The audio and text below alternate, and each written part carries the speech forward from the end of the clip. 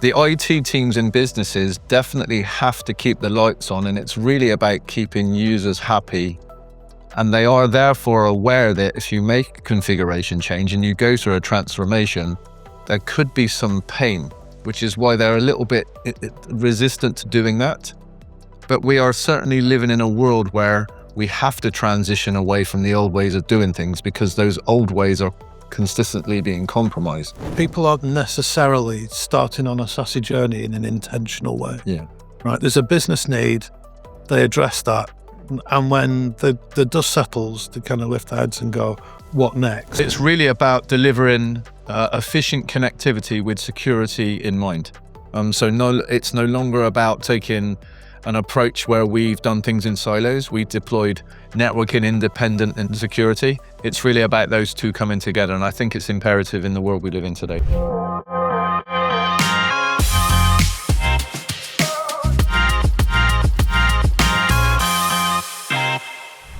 Welcome to this Xalient Talks podcast, where we'll be talking about trends and developments in the identity-driven security networking space. Today, we're going to be talking all about SASE, Secure Access Service Edge. And the central focus really will be this report, this research that we had commissioned, where we interviewed 700 IT networking security specialists across businesses with 2,000 or more employees, and in geographies including the US, UK, Benelux, and Canada. So that's what we're going to be talking about today. Luckily, we've got a couple of experts with us today. Jaye Tilson, an old friend of Xalient, done these podcasts before. Good to have you with us, Jaye. Welcome to The Hague, to our office here. 25 years of experience in security and networking. A lot of time spent on Zero Trust, SASE, SSE. So we're looking forward to hearing some of your thoughts today. And also Dave McGrail, who's a trusted advisor to many of Xalient's customers. Jaye, would you like to do a quick intro to yourself? Yeah, absolutely. So my name's Jaye Tilson. I'm CTO Security at HP Networking. What that means is I spend time doing things like this, doing podcasts, doing webinars, talking at events, primarily from a thought leadership point of view, because my background actually is not on the dark side, but it's on the light side in the corporate world, where I spent 25 plus years looking after all things security and all things networking before we separated them into cyber. Yeah, and I'll blow his trumpet a little bit. A lot of time spent around Zero Trust, SASE, SSE. Yeah, thank you. Tell us a little bit about SASE from your perspective, Jaye. What is it, and what are the things people should be considering a little bit? I think SASE for many people is a challenge. So I want to put that out there first. But for me, it's an architecture that came about from Gartner. It really brings networking and security together. It's made up of a number of technologies that I'm sure we'll discuss a bit further today. But it's really about delivering efficient connectivity with security in mind. It's no longer about taking an approach where we've done things in silos. We deployed networking independent and security. It's really about those two coming together. And I think it's imperative in the world we live in today to do that. And how do you see it, Dave? Do you see it as a technology or an architecture, or how do you classify? I want us to view it as a business enabler. So I think for a long time, security has been viewed as layers and barriers that get between the user and the resource that they're trying to work with, or the job that they're trying to do. Yeah.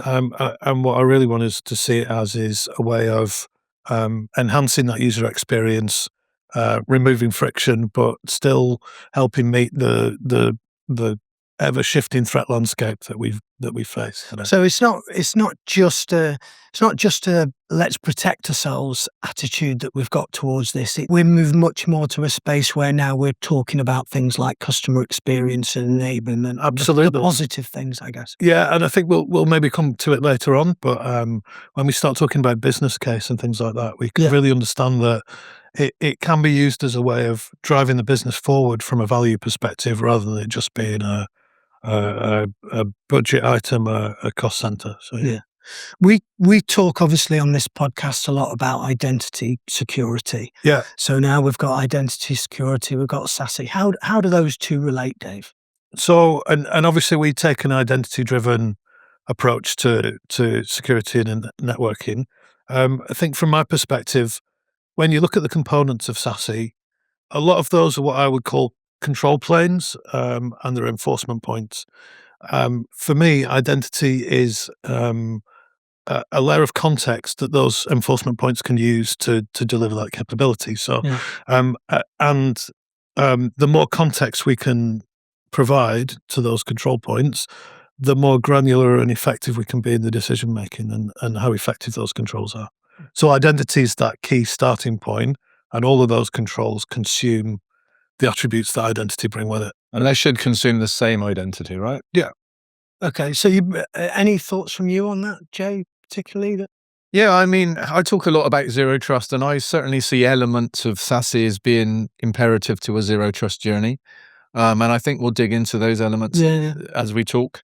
But for me, the starting point has to be to get identity right and then build everything on top of that. And I think the key thing with SASE is it is bringing a number of technologies together. Clearly, it is an architecture, but enforced and underlaid by technologies. So it brings technologies together that we've been using for many years. But what it's doing is consolidating them together into platforms around identity. So as Dave said, it's about bringing that identity across those whole platforms and being able to use those as enforcement points across the organization for all of your users, devices, agents, whatever it may be. Okay, so why are people actually deploying this then? And what when we look at the report, there was it wasn't single threaded. There was lots of different kind of reasons. What is it that people are really focusing on here? And I see that all the time, that people are starting their journey in different places. And I think that's good. That outcome's good from the report. And it shows that people are starting their journey based on their business case and what they need. So whether that's replacement of MPLS with an SD-WAN and they're starting their SASE journey with an SD-WAN deployment, or whether they're starting because we're living in a hybrid world and their workforce is more remote than it ever was, and they're starting it with remote access replacement with ZTNA, that granular access. What they're doing is they're starting based on their specific use case. So depending on the vertical you're in, depending how you're regulated, depending on what your workforce looks like, people are starting that journey in those different places. But they are, and certainly what I'm seeing is they are moving towards consolidation across the SASE architecture. Yeah. So whether they're starting with SD-WAN and then adding some elements of the SSE architecture in after, or whether they're starting with ZTNA and then continuing the SSE and then wider into SASE, it's really about connecting their users to the applications they need to access in an efficient and secure way. That really, to me, is the core DNA of SASE. Yeah, I mean, I'd be interested in seeing what you're seeing here, Dave, as well, because I think from the research, it was obvious that people are using it to deal with hybrid, remote access, a hybrid workforce, SaaS performance, and I guess in many ways that real clear use case of VPN replacement. Are you seeing that practically yourself? I am. I also think people aren't necessarily starting on a SASE journey in an intentional way. Yeah. Right. There's a business need. They address that. And when the dust settles, they kind of lift their heads and go, what next?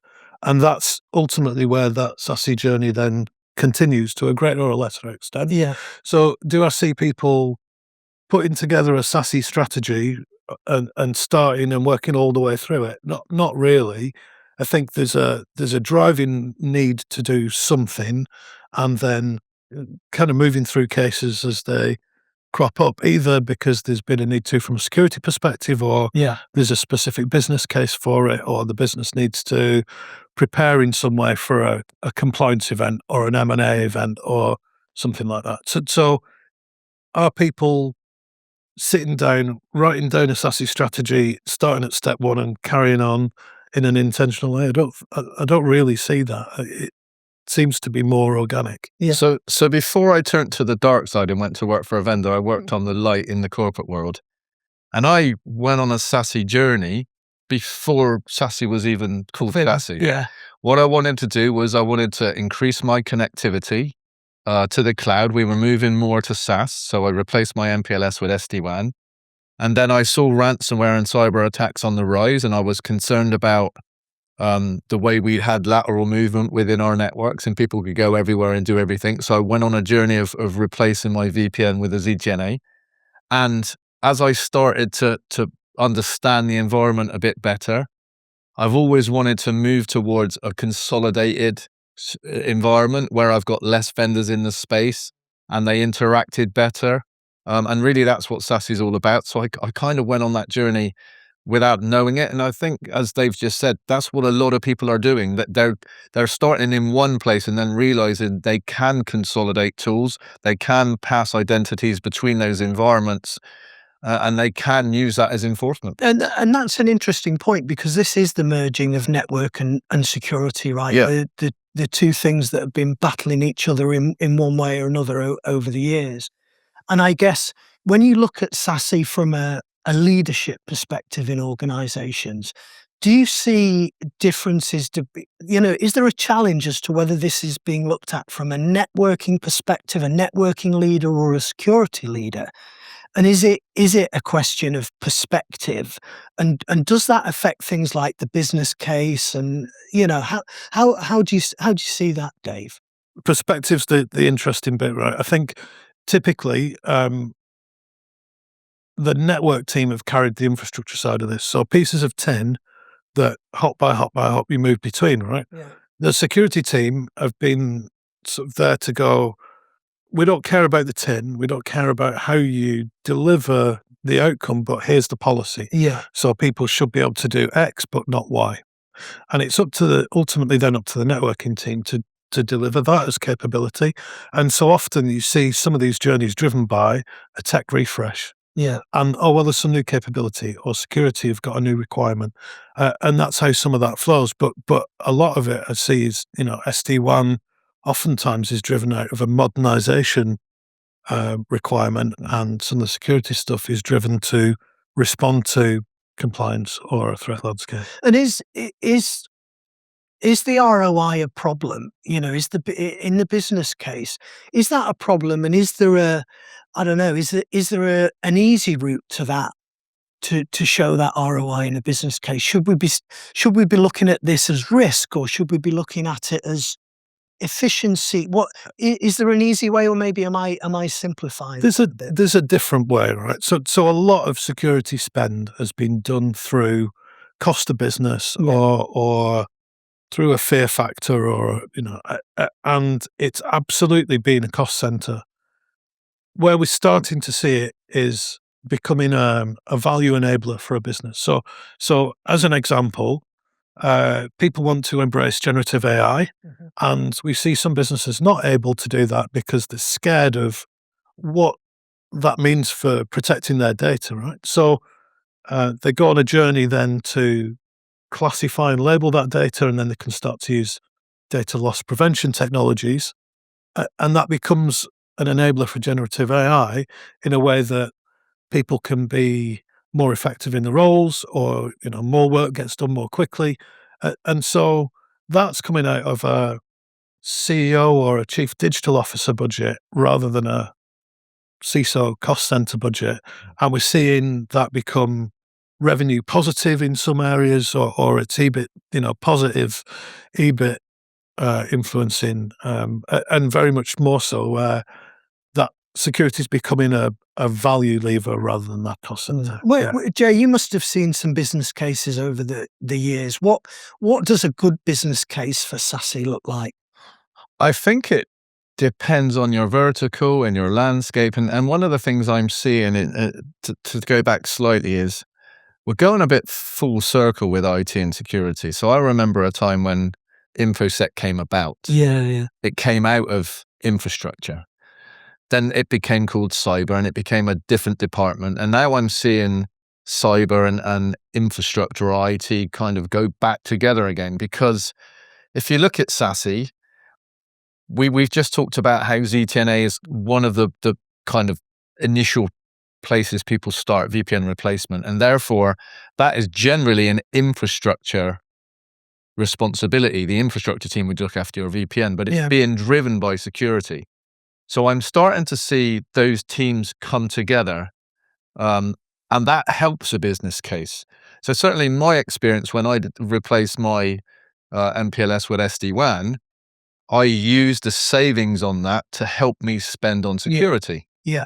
Because the security was seen as an enhancement, and therefore it was a cost of something that we hadn't previously had, whereas I had SD-WAN that I was replacing. More so what I'm seeing today is people have deployed parts of SASE independently. So they may have deployed SD-WAN from one vendor, CASB from another vendor, Z10A with another vendor, and therefore the consolidation of those tools can be a good business case. That can be cost effective to do that, as well as bringing things together under one roof can be more efficient if it's easier to manage, easier to look after, and easier for the users to connect. It makes them more efficient. There's an element of that goes towards an ROI as well. So it doesn't, and one of the things that I help people with regularly is building that business case, and it doesn't necessarily have to be pure cash flow, whether OPEX or CAPEX. It can be better efficiency of the workshop or the machine floor or whatever it might be, the shop floor. It can be to do with M&A. Maybe you can replace certain elements of a recently acquired business in a more efficient way, and therefore there can be cost savings around there. So I haven't really answered your question because I think the business case is very much dependent on the business, on what they want to do and where they're starting. Yeah. But I am definitely seeing collaboration between the security infrastructure teams more often than not, and bringing together of what was really two independent budgets with one, and being able to do that cost reduction. Yeah, and where people, because I mean that's no mean feat getting through that business case in a modern business now. But let's say they get through that. An interesting stat in the report was that 96% of businesses are still hitting barriers when it comes to deploying.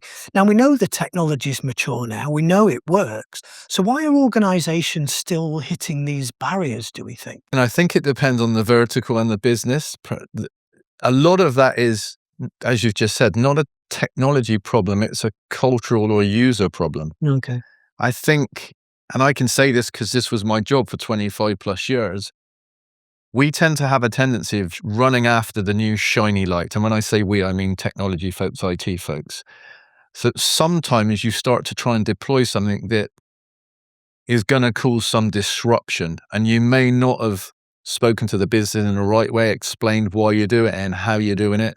So I think a lot of this is around communication, not only to the board or to the executive people above you, but with the user environment as well. So I see a lot of resistance from the users, from the user base.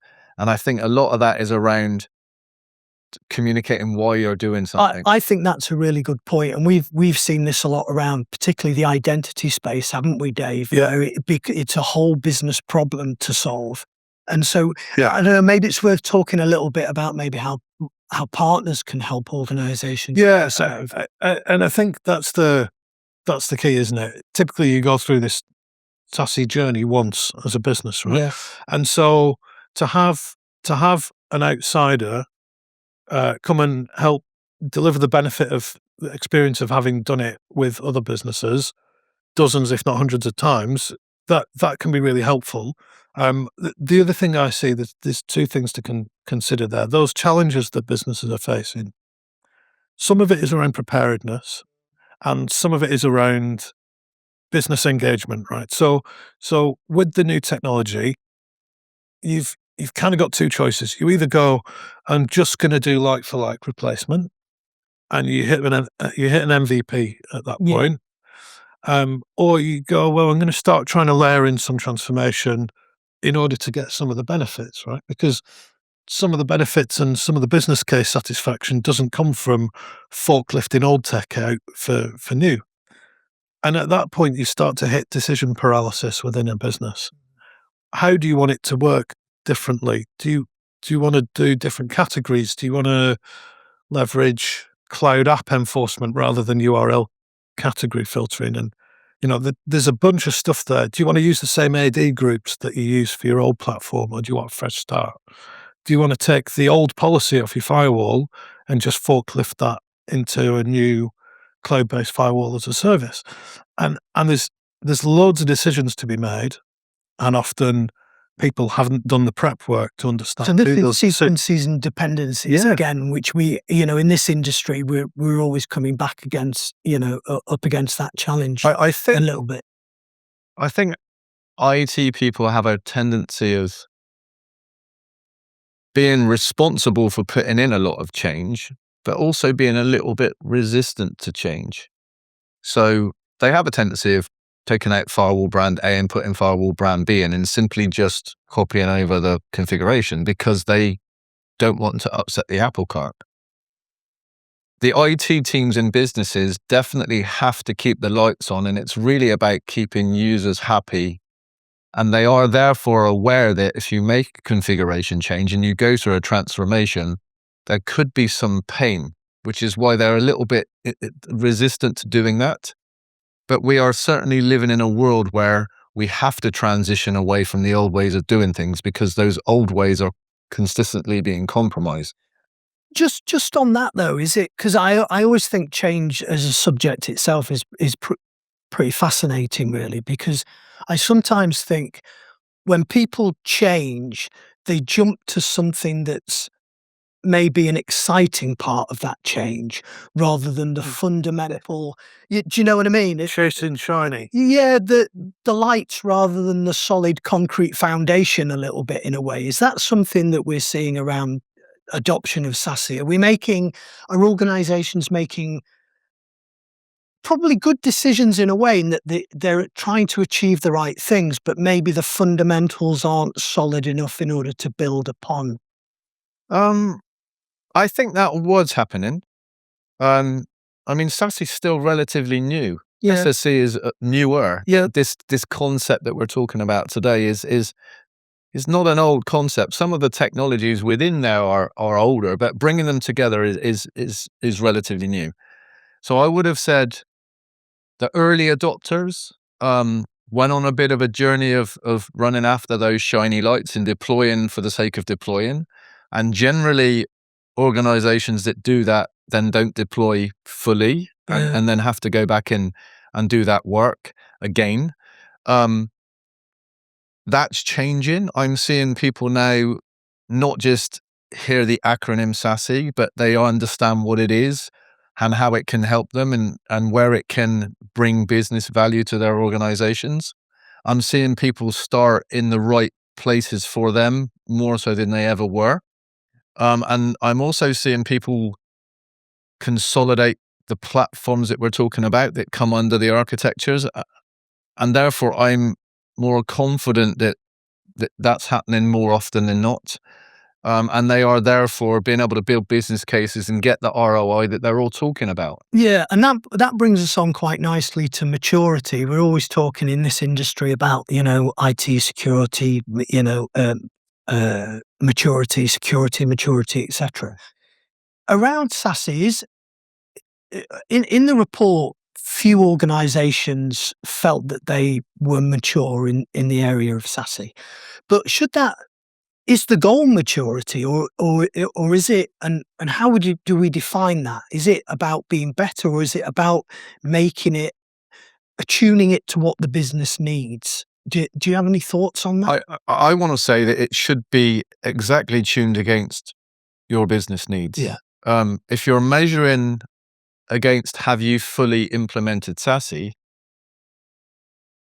very few organizations will need every bell and whistle that could mean for them. Yeah. So what I'm seeing more is because they're planning correctly, because they're deploying correctly, because they're picking the tools that fit in with their business case, it's easier to measure and report correctly back to the business. Yeah. If you're trying to measure full implementation and go back to the business, you're likely to not be able to do that. You're likely to have not met those metrics. You're likely to have people that maybe aren't as motivated because you haven't reached your goal. For me, with any project, and SASE being that, it's a journey. You have to plan milestones within that journey and hit those milestones to be able to report back and to be able to bring people on that journey with you and have them continue being motivated. And if you don't set an end goal, which I think people were doing, and the report shows that if you haven't set an end goal, you can't ever say you got there. No. So it's a lot better, at least in my opinion, to set specific milestones and hit those milestones. And then fine, if the goalposts change over time, which I think they will because the environment's changing, set the next goal. Yeah, makes sense. We've covered a lot today, and it's a broad subject, obviously. I'm going to be the one that says it, AI. It's going to change a lot, right? And how do we feel it's going to change SASE, and how do organizations need to plan for this? Okay, I'll take that one first, Dave. I'm having many conversations with some of our customers around two types of the AI aspect. One is, what are you building within in the environment to help protect against AI? And therefore, what are you helping? What are you doing to help us? There's lots of talk around that, around people within our organization are using some form of AI, and we want to be able to see that and not necessarily totally block it, but understand what is leaving our environment, potentially what are people putting in AI, what are those threats. But unfortunately, people are already and regularly talking about AI is growing as a huge threat. People are utilizing AI on a daily basis to attack us. Yeah. So one is kind of, and I like to say security for AI and AI for security. Those are the two aspects. And it's a hot topic right now. We as a vendor are doing it. Other vendors are doing both of those things. But I think it's something we will be sitting down in the next 6 months, and the landscape would have changed dramatically. Yeah. Dave, any thoughts? It's driving a shift in which SASE components people are focusing on as the here and now and the first step. I think what we might see is a shift away from, as we did in the report, people are prioritizing things like SD-WAN and as a starting point. I see AI driving a shift towards things like more of the data security side of those security controls, and towards identity, because ultimately understanding, as Jaye said, an AI understanding who owns that data, who's got access to it, where is it, and what has the AI got access to. I think that's a fundamental kind of turning point where I think there'll be a shift in the SASE components that people start work with.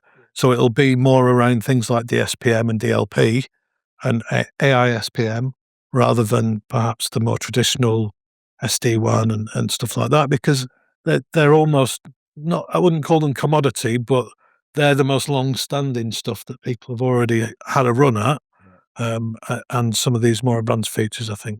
I mean, I totally agree. I think SASE is a Gartner architecture. I think more things will naturally come into that architecture. And I do think that as people have deployed their SD-WANs, they might go for a refresh of that, or they might go for a refresh of their ZTNA or Secure Web Gateway or CASB, and they'll start to bring those together. But I think there is a shift towards data. It's a pillar of zero trust that doesn't have a lot, or hasn't historically had a large focus on it. Yeah. So those things will naturally come into the SASE architecture, I believe. And as people have already deployed the other things, that's where we'll see that shift. People are still moving away from legacy VPNs at a large rate, and there's still maybe 80% of organizations that haven't taken that journey yet. So we'll still see that. Yeah. But for the people that have been on that journey, they'll look at what's next, and that will be exactly what Dave said. Thanks very much for your time. I think it's been an interesting discussion. I think we've covered quite a lot, what SASE is, some of the challenges, business cases, etc. So yeah, very, very worthwhile, I think. For anyone who wants to digest the full report, there'll be a link in the description below. We look forward to seeing you again on the next version of Xalient Talks.